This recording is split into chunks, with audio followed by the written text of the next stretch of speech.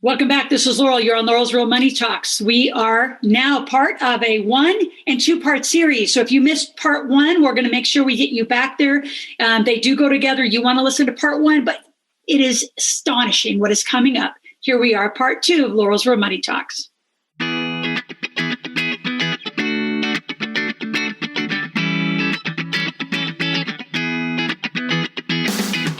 Welcome to Real Money Talks. Real strategies from the moneymakers and the world changers that you can use to make millions, keep those millions, multiply your wealth, and build your team. Here's your host, author of 5 New York Times bestsellers, money expert on Dr. Phil, CNN, CNBC, The Street TV, Fox News, and The View, Laurel Langmeyer. What is the most recent book you've done? Talk about your most recent work. The Art of Thinking is a new book. Yeah. So talk a little bit about that.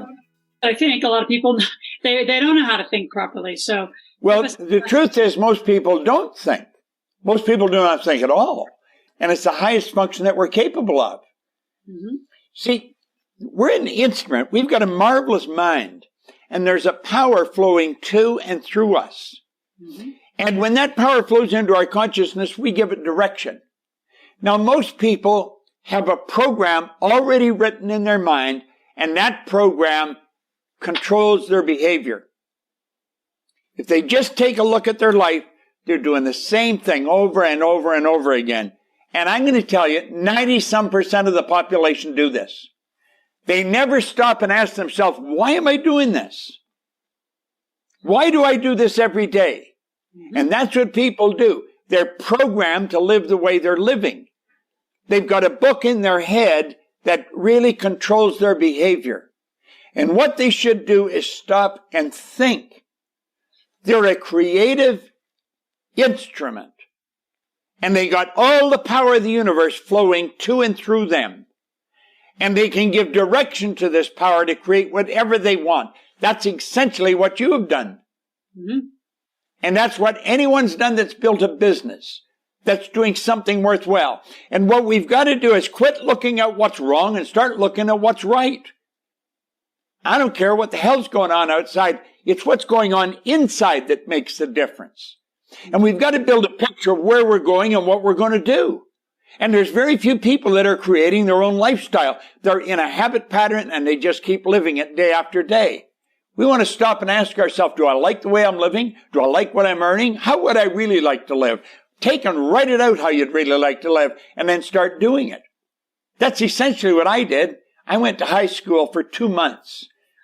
I had a bad attitude. I had bad routines. I had bad work record. And all of a sudden, when I read Think and Grow Rich, everything changed.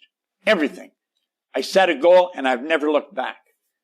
And I found out that you can spend time thinking of what's wrong and why you can't, or you can spend time thinking of what's right and how you can. Yeah, Bob, I've been coining that. Just recently, I made up this term called inherited behaviors, right? That most people live inherited behaviors. So talk a little bit about that. Like, where do people get this programming and the age? Like, I'm coming out with a book called How to Create Millionaires, How to Create Millionaire Kids, which thanks to you, Logan, which, by the way, he wants to spend some time with you on Zoom. He said, now that I'm a man, I need to spend some time with Bob. I said, well, I'll make that happen for you. So, because you knew him when he was, not even conceived yet.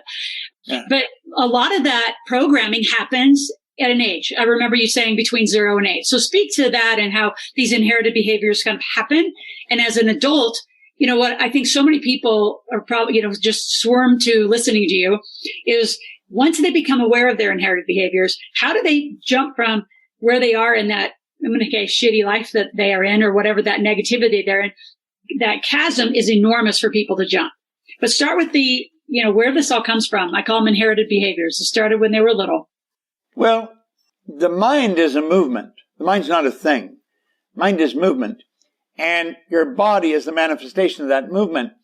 Well, you've inherited thoughts, everything, your actions, your behavior patterns. And most people never stop and really look at themselves and look at what they're doing.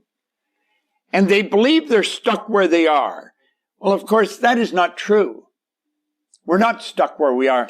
And what we want to do is stop and realize that we are part of an infinite power that flows to and through us and waits direction from us. And if we will build an image in our mind and just think of how to execute it. I'm in a studio right now. It's a beautiful studio. We broadcast all over the world from here. Multiple cameras. It's just a beautiful place. It was an image that I built in my mind, and I built the studio in my backyard. And I broadcast all over the world from here. Well, what we've got to realize is that we let our limitations control us rather than our possibilities. This whole universe operates by law. We want to learn the laws. We want to gain an understanding of the power of our mind and how to utilize it, and then start creating the life we want. That's essentially what you've done, essentially what I've done, and essentially what we teach people to do. And they've got to sit down and write out what they want. And don't spend 5 seconds thinking of why you can't have it. And don't write down things you know how to get. Write things you have no idea of how to get them. That's how creation comes about in our life. And there's no end to what we can do. Every one of us has infinite potential locked up within us. And if we can build a vision in our mind, we can execute it. We can hold it in our head. If you can hold it in your head, you can hold it in your hand. I read that somewhere 1,000 years ago, I think. But that's true. You're a demonstration of that, and so am I. We've watched each other do what we're doing, and that's what it is. We build pictures in our mind and go and execute it. And don't spend a second thinking of why you can't.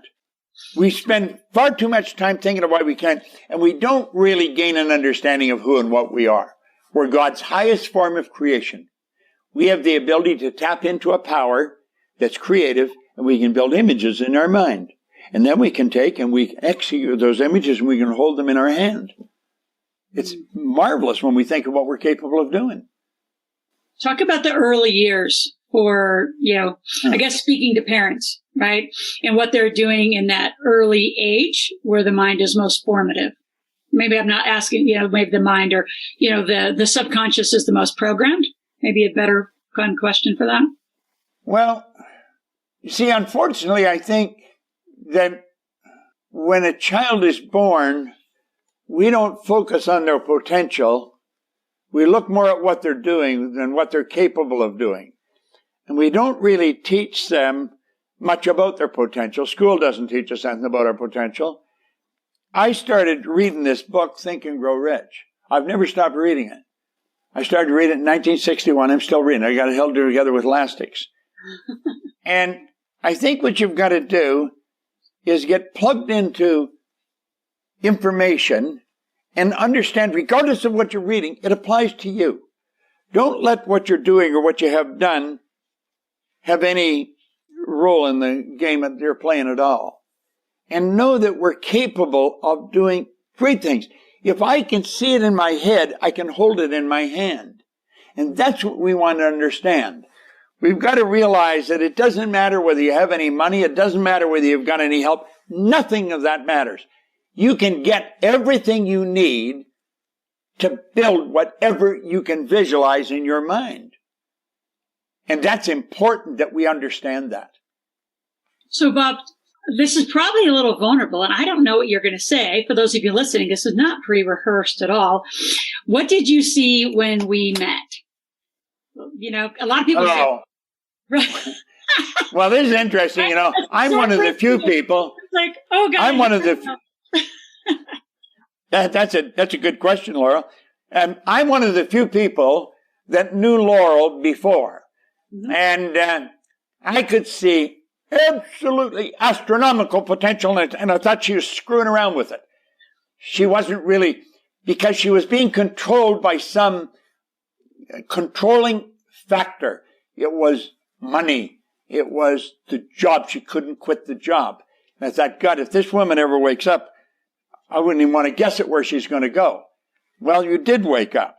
And it wasn't too long after that I met you that you did wake up. And I don't think I woke you up. I think you just were messing around with some creative stuff. And one day Laurel woke up and she looked in the mirror and she was a different person. But there's so much within us. And I watch what you do. I watch what you've created. And It's pretty impressive. But it's all just ideas in your mind, then you go and do it. You see, you gained a confidence in you. You start to understand there's more to you than what appears on the surface. And if you can see it in your head, you can hold it in your hand. And that's what we've got to understand. And that's what you do, and that's what you teach. Well, then you've got an acumen for figures, for dollars and cents. And I don't even have an interest in that area. So I don't go there, but I've got a great interest in holding an image and turning it into physical reality. Because we can all build images. We're image makers. And I've watched you do that, and you've done it as well as anybody I know. Thank you. When I first met you, you didn't have enough confidence in yourself to step out on your own. And then all of a sudden you did, and away you went. Yep. I don't really know what tipped the scales, but God, when you changed, you did change huge. It was fast. Yeah. I think, well, I always say it was my 1990. It was when I got pregnant. Honestly, you introduced me to Kiyosaki. Remember, you said, go to the ranch. I'm going to introduce this guy's got a game. And so we went to the ranch, and I call those my yes energy moments, where you have no idea how.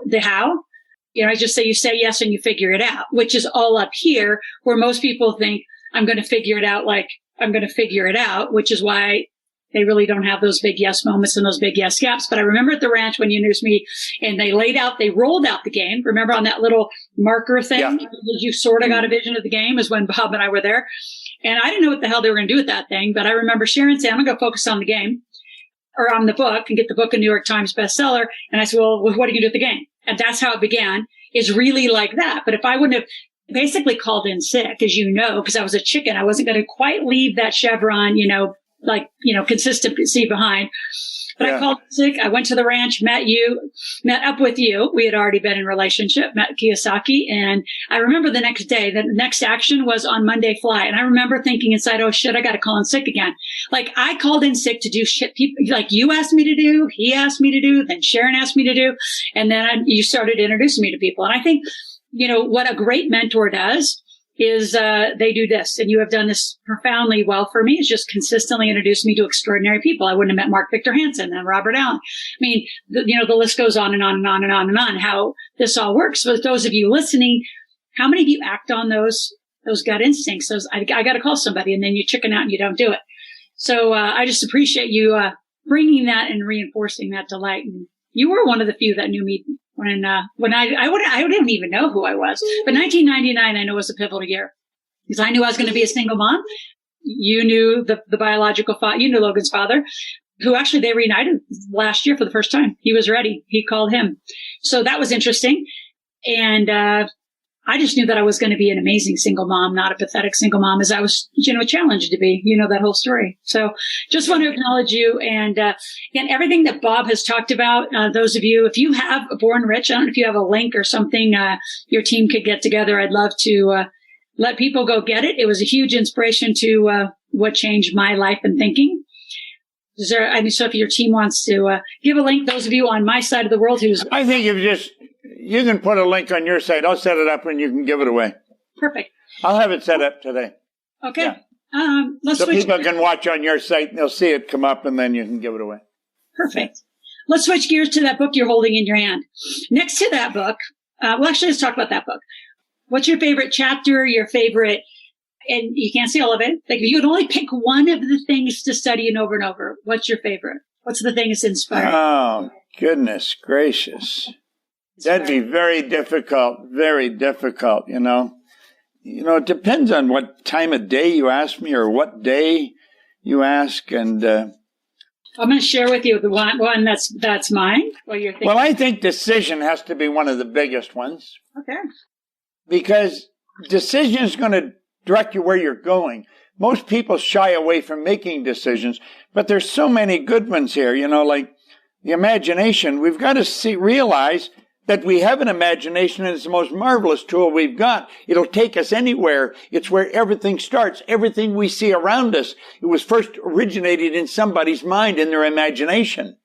And everything you see is a duplicate of the real one. Like the chairs I see, the cameras, the monitors here that I'm looking at in this room, they're all duplicates of some picture that a person held in their mind. And you've got a marvelous imagination. And you can build anything, and everything you build, the clothes you're wearing, the jewelry you've got on, the corporation that you're part of or that you start, it's all done in the imagination. God's gifted you with the most phenomenal tool. And most people use it against themselves. They imagine something bad happening. Start to build something big with it. But I think this book, Think and Grow Rich, is one of the greatest books that's ever been written. I've never stopped studying it, ever. And I never would. I mean, we could talk again about all the reasons why people and kids' imaginations have been suppressed and blah, blah, blah. What would you say to people who say, I'm not that creative, I don't have an imagination? What do you tell them to start? What's some activity? I tell them to start by changing their attitude about who and what they are. They're God's highest form of creation.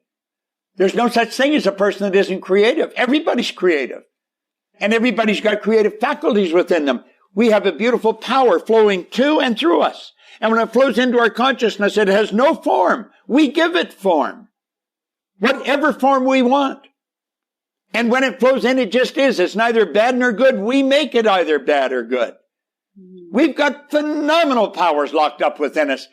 And we waste it as a people. We want to stop. I've spent my life, and you spend most of your life, teaching people something about themselves. You're God's highest form of creation. There's no end to what we're capable of doing. But if we would recognize that we're an instrument and there's a power flowing to and through us, and we can turn that power into anything we want. We can build an image, and when we build the image, we can go ahead and build it. That's what this book is. It's nothing but the physical manifestation of an image that Napoleon Hill had. Mm-hmm. Your company is nothing but a manifestation of an image you built.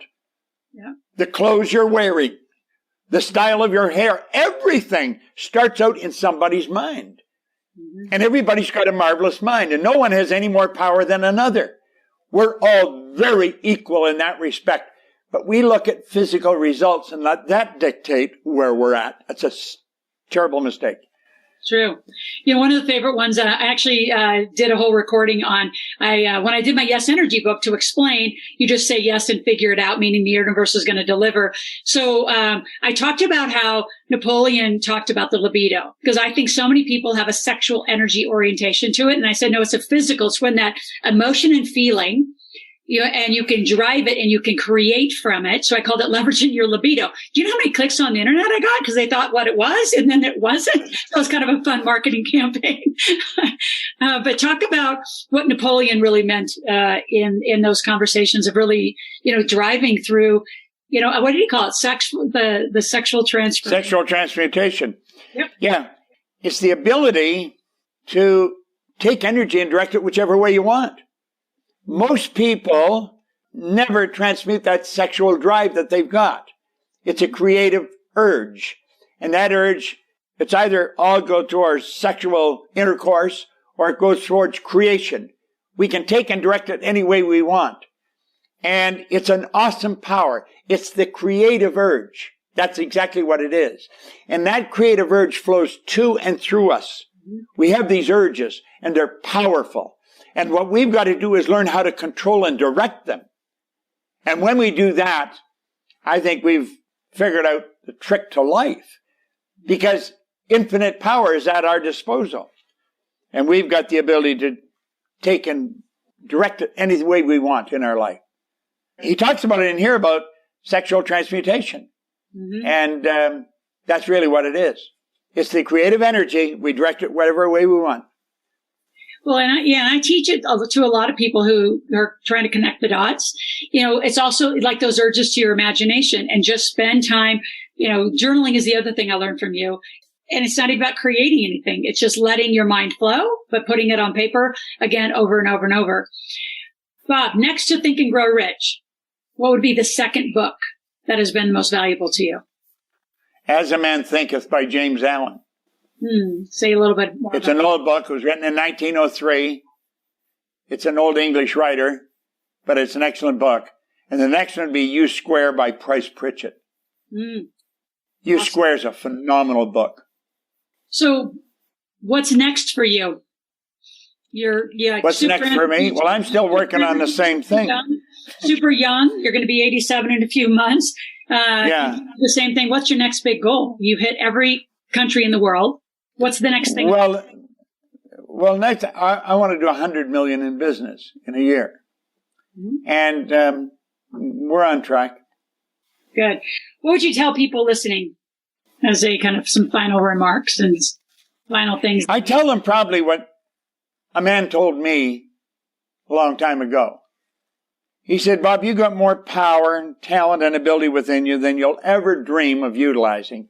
He said, your problem is you're ignorant. And he said, don't take that wrong.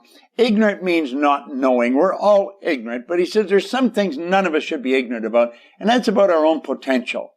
And you've got to realize, just because you have never done anything of any consequence, that doesn't mean that you can't do things of consequence. And he's the one that really got me thinking. He's the one that got me reading this book. And I started to read this. And then he said, do exactly what I tell you. And he said, do it until you find out I'm lying or I don't know what I'm talking about. Now, if you will do exactly what Laurel tells you, is she going to be right all the time? No, she's going to make some mistakes. But is she going to give you the best advice she got? Yeah. Listen, the woman's earned millions of dollars. She's built a beautiful company. And listen to her. That's what I tell people. Do exactly what I tell you until you find out I'm lying or I don't know what I'm talking about. That's what Ray told me. That's where I started. And when I started, I was losing. I was 26. I was in debt, never had a good job. I mean, you were ready to throw away the key. I mean, it's just a mess. And like that, I changed. I changed when I decided to do exactly what he told me, regardless of what he told me. And I started to do it.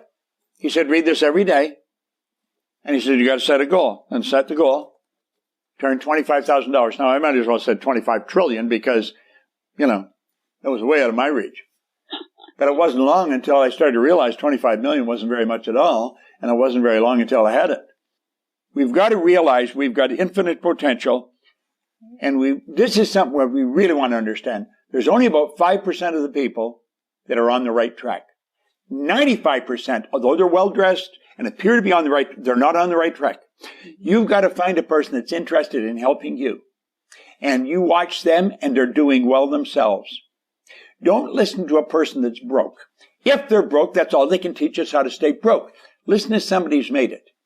Yep. Do exactly what they tell you until you find out they're lying or they don't know what they're talking about. If you do exactly what Laurel says until you find out she's lying or she doesn't know what she's talking about. I don't think Laurel lies, and I think she does know what she's talking about. So do what she says. And if you do that, just for a short period of time, it'll work. That's what I did. That's what Ray told me, and that's what I did. And geez, I was just absolutely blown away how fast it started to change things. Mm-hmm. And I've never had to look back. Now, that doesn't mean I haven't made any mistakes. It doesn't mean I haven't lost anything. I have lost and won over the years, but I'm way ahead of the game. And I've been doing it now since 1961, October the 21st, 1961. And it just keeps getting better. And it will. So I think that's what everybody's got to do. Like, I think you have demonstrated with results. You really know what the hell you're doing. Mm-hmm. And if you don't know what she knows, do what she says. And till you find out she's lying or she doesn't know what she's talking about. She's earned more damn money than anybody you probably know. I mean, you understand money better than most people I know. And if I wanted to understand money, you're the person I'd go to find out about it. Yeah, Bob, I appreciate you so much. I have one last question, just because it is, and I don't even like to ask you the question, and you're going to roll your eyes, but people... We got in trouble here. We got a little dog in the way. That's all right. Sorry, go ahead. What do you say to people who say, I have failed too much, I just, I'm a failure. I know it's not in your mind, but, or even the bumps in the road. Like, a book I want to write with a lot of my multimillionaires is How We Failed Our Way to Millions. Because I just want to, put a spotlight on... Well, it's funny you say that, because that's sort of what Price Pritchett said. You're going to have to excuse my little dog here in the studio. Price Pritchett says a rocket fails its way to the moon. And it does. And that's what we do. We fail our way to our goal. It's crack, crack, crack, crack. We do it. It doesn't work. We crack, crack, crack. And that's what people got to do. But they got to keep their sight on the target that they're shooting at. Yep. Well, and I love the word. I knew you'd give it a word, because I want to go, back to all my clients with a better word. I like it's just correct, because I don't ever see it as a failure. I would say you run into a wall, you get a few bruises. You're not supposed to walk down that hallway. So you're going to turn around. You have to figure something else out. That urge of creativity that keeps you moving to your goal. What's your little dog's name, since we're going to include him? You got a little treat. That's Dolly. Just give her a little treat. Maybe she'll stop barking. I bring her to work all the time. I love it. So, Bob Proctor, you've inspired my life. You've inspired so many people around the world, and I just appreciate our time together again, and look forward to doing more. And the next time we're going to see each other will be with my very small son that I sent you pictures of. Super. Logan, he wants to have we actually talked about it last night. I told him I'm interviewing you this morning. He said, well, the two men that I need my own time with, Mom, not with you, is Bob Proctor and John D. Martini. He said, they changed your life. He said, I need some effect on my life. I said, got it. So that's one of our next. Well, I have watched you from back when we first met. Mm-hmm. And I've watched you change. I've watched you change so much. And you've changed so many lives. You do really good work. You really do good work. And I would recommend anybody, if you want to earn money, that's the lady to talk to. Now, I can show you how to earn money, but she shows you how to get the money to earn money. And that's really the trick, because then you can go to bed and it just keeps earning it for you. You've done a phenomenal job, Laurel. It's been a pleasure being here with you. Thank you. I appreciate you, and you've inspired me my whole life. So I appreciate you. Thank you for being here, those of you on Laurel's Real Money Talks. So again, if you have any questions or requests from the podcast, you will have the show notes in the link below as well. Go to asklaurel.com, ASKLORAL.com. Ask any question, make a request. Our team will be right back with you. Till next time. Thanks, Laurel. It's been a profit and a pleasure. Thank you. Cheers.